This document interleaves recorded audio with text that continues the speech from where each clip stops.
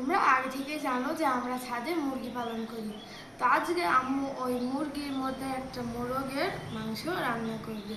চলো দেখা যাক মাংসটি কিভাবে রান্না করে।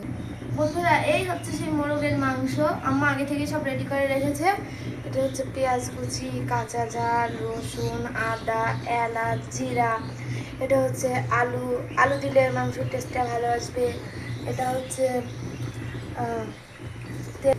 দারুচিনি, লবঙ্গ, গোলমরিচ। তো বন্ধুরা, এবার আমরা রান্নাটা শুরু করি। বন্ধুরা, এবার আমরা চুলাতে কড়াই বসিয়ে তেল ঢেলে নিচ্ছি। এই তেলে আলুটা ভেজে নিতে হবে।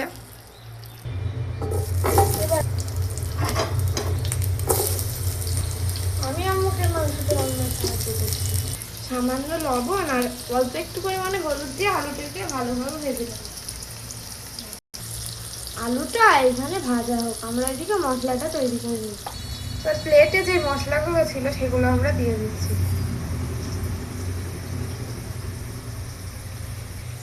এবার আমরা এগুলোকে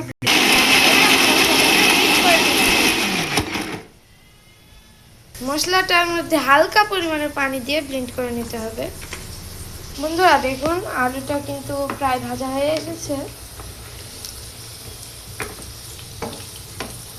এবার আমরা এগুলোকে উঠিয়ে নেব এক এক করে। বন্ধুরা, এবার আমরা এই মশলাগুলো দিয়ে দিচ্ছি। এবার বাটা মশলাগুলো দিয়ে দিতে হবে। বন্ধুরা, এবার মশলাগুলোকে খুব ভালো মতো করে কষিয়ে নিতে হবে। বন্ধুরা, মশলাটা কিন্তু কষানো হয়ে এসেছে। এবার এরপর আমরা লবণ, হলুদ, শুকনো ঝালের গুঁড়া আর জিরার গুঁড়ো দিয়ে, জিরার গুঁড়ার সাথে আপনারা একটু ধনিয়ার গুঁড়াও দিয়ে দেবেন।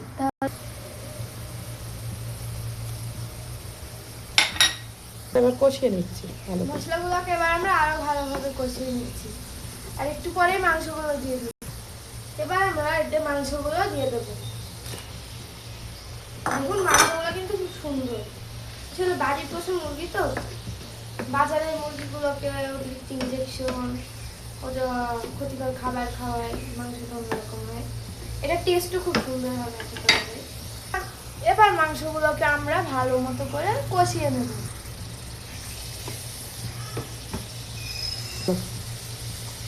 বন্ধুরা, এবার মাংসটা কষা হয়ে এসেছে। এবার আমরা এতে আলু দিয়ে আর একটু কিছু সময় ধরে কষে নেব। এতে মাংসের টেস্টটা আরো বৃদ্ধি পাবে। বন্ধুরা, এবার কিন্তু মাংসটা কষা হয়ে গেছে। এবার এর মধ্যে আমরা একটু গরম পানি দিয়ে সিদ্ধ করে নেব আলুটা। এবার এটাকে ঢেকে দিতে হবে। এবার এটা কিছুক্ষণ সিদ্ধ হোক। বন্ধুরা, মাংসটা এবার রান্না হয়ে গেছে। আমাদের ভিডিও আজকে এই পর্যন্তই। আপনারা আমাদের পাশে থাকবেন। আমাদের ভিডিও ভালো লাগলে অবশ্যই আমাদের ভিডিওগুলো দেখবেন। সবাইকে ভিডিও দেখার জন্য ধন্যবাদ।